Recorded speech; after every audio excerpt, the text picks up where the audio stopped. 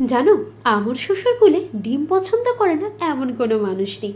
তাই প্রতিদিন রাত্রে একটা করে ডিমের রেসিপি আমার থাকবে। কিন্তু একঘেয়ে রেসিপি করতে করতে আমি যে মানুষটি ভীষণভাবে মাছ পছন্দ করি তার তো আর ভালো লাগে না। তাই একটু নতুনত্ব করার চেষ্টা করলাম। তোমাদেরও যদি এই হাল হয়ে থাকে একবার এটা ট্রাই করো।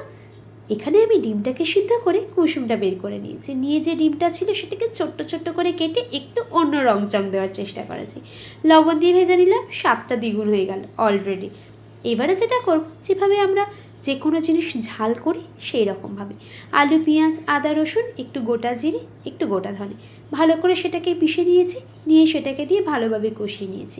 এর মধ্যে দিয়ে দিয়েছি টমেটো আর ধনে পাতা।